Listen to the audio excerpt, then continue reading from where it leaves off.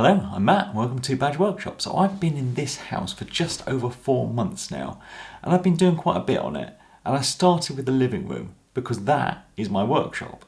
So when I wiped my hand over these walls, the paint was just coming off. And as you can see, after a bit of scrubbing, it's fresh plaster under there, so I think it wasn't sealed properly. But also, I think they just used cheap paint, because on another wall I've tried scrubbing and I can get back to the previous layer of paint and that's fine, it's just the top layer. So scrubbing away, very boring job, so I'm just going to find a podcast to listen to and get on with it. Hello and welcome to the Workshop Banter podcast episode 1.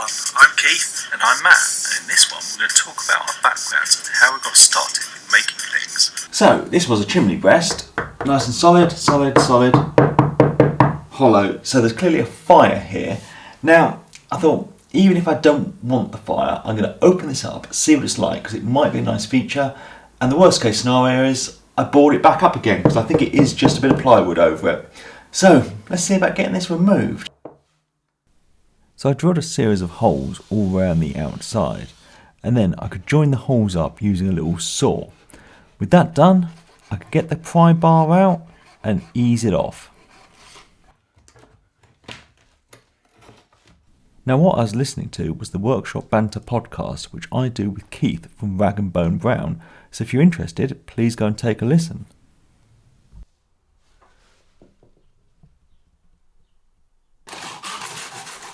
With most of it removed, I can then run a saw along the bricks and clean it all up a bit. Now, I'm not sure exactly what I'm doing with this, so I'll tidy it up properly later. Now, as the old paint was just wiping off the walls, I think it hadn't been sealed properly. So I've just got some emulsion paint that I'm just going to water down a bit. I'm going to do one coat of that on the wall and then leave it for a few days to dry fully.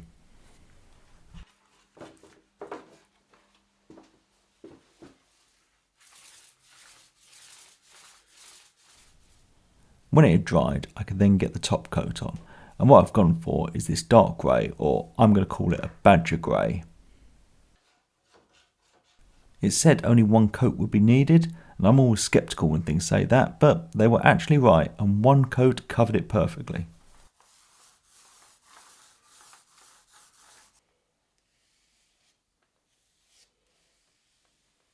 Now, I think this looks much better on camera. Obviously I do need to sort out the actual opening, but I'm going to live with it a bit and see what I decide to do and how much money I've got to spend on it. Now, I really enjoy working in here. It's a nice space being in the warm, and it's not a problem with the neighbours because they're at work 9 to 5 Monday to Friday. But I needed a place to do the dirty jobs, so I started clearing out the garden. So the garden has a couple of these conifers, one much bigger than the other, and it's really close to the fence, so you can't actually get past it. So I got most of that removed, and then I cleared the groundwork. Now this had some horrible blue plastic sheeting, which had actually started to break up, so I had a real job getting that all removed. But then I could get it all levelled, ready for the workshop.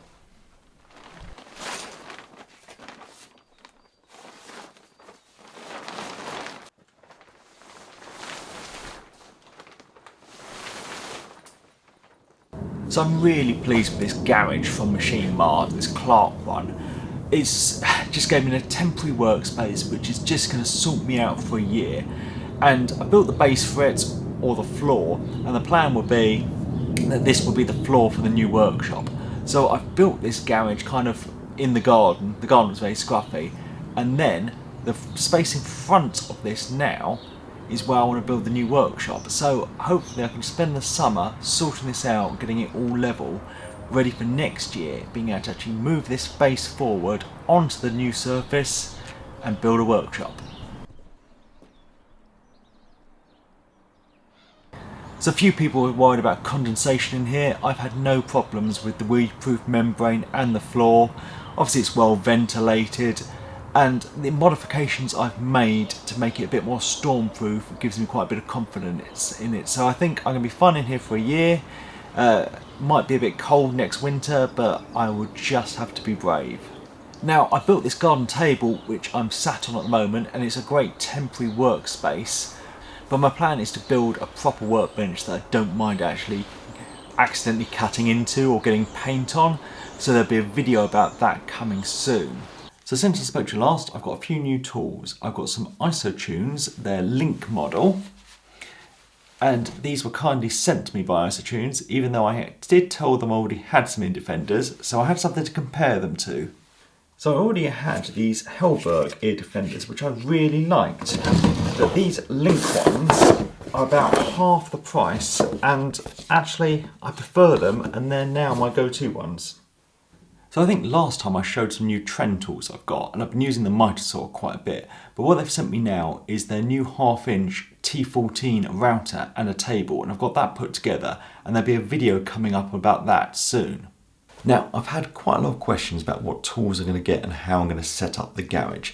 So I've been talking with a tool company, and hopefully I've got some new tools coming, but I can't tell you quite yet, unfortunately. I was hoping it was all going to be sorted out before I did this video, but things never go to plan. Anyway, people are very worried that if I keep things out there, people can just slash the side with a Stanley knife and get in there. Well, that's very true. I mean, they could just open the zip, it would be simpler. But yeah, obviously it's not a secure space, and I realised that from day one. But needs must. Things can't always go perfect, and I would love a workshop. I can't afford to build one, so this is just going to have to do. And it's not going to be an ideal situation, but that's life, isn't it? And I'm just going to have to keep my tools inside and move them out when I want them. And I can't moan, it's not ideal, but every tradesperson does that every day. They don't keep tools in their van, they load the van up in the morning, go out to a job, have to pack them up at the end of the day, come back and empty the van. It's a bit of a pain, but that's going to be fine. I'm going to have to do that until I can get a workshop built.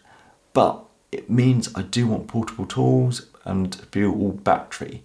So hopefully that will be coming up and I can tell you more soon. Now the other thing I've been doing to the house is a bit of decorating by the back door.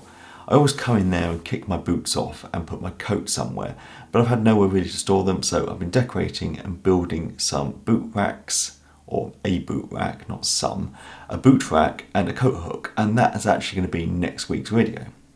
So I think that's all I've got to tell you for now. So thanks for watching, thanks to my patrons, and please subscribe for more videos.